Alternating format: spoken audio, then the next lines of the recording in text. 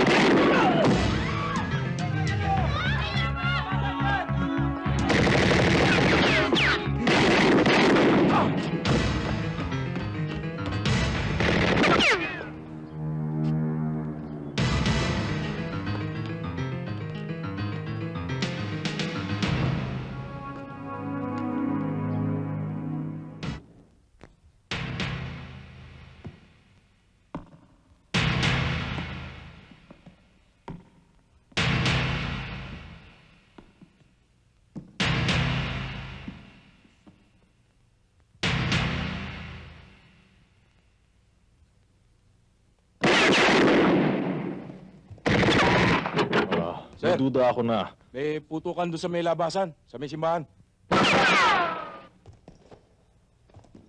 Sir, totoo ba Sandali, wala tabi. kasalanan si David? Sir! Teka, sir! Babalik pa ba yun? Halika na, no? Jeric, sundan natin.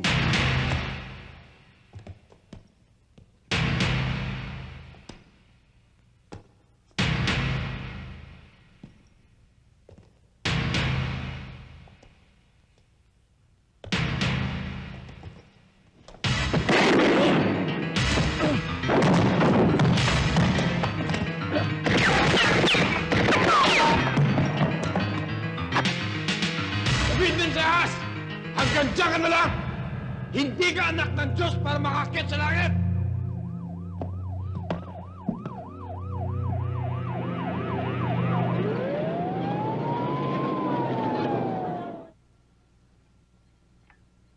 No comment.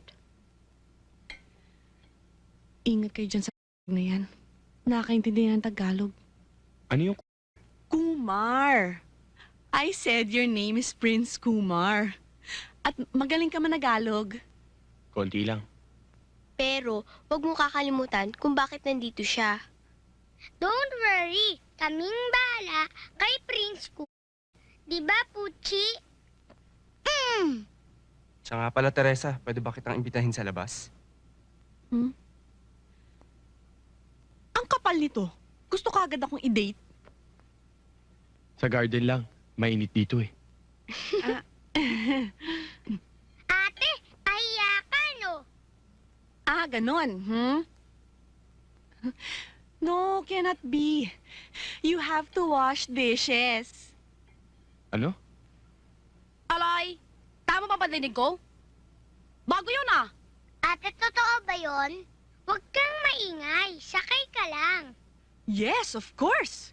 May paniniwala mga matatanda na sa unang pagkain ng bisita sa bahay na kanyang tinutuluyan, kailangan siyang maghugas ng pinggan. Bakit? Because, kasi, you know, because, para magtagal at maganda ang pagkakaibigan natin. Sige ka, baka mag-away tayo.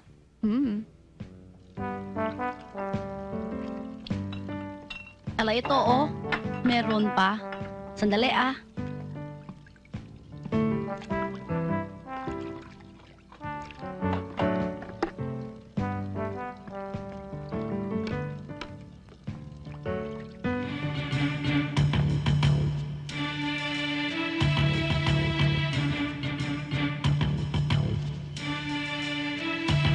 Sir, may bisita tayo.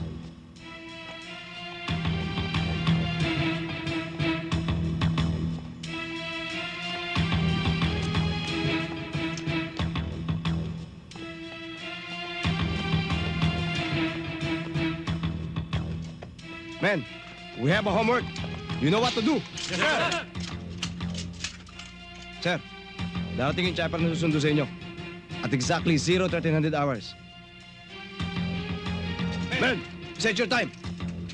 Okay, men. Let's do this quickly. Now, move! Move! Let's move! Sir!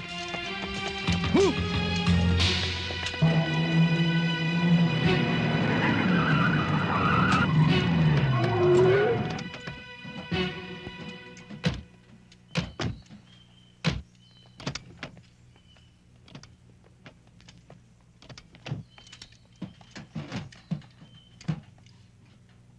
Kayo riyan! Maiwan kayo! Huwag niyong bababaya makalusot si Colonel Bibet! Tayo na! Let's go! Hurry up!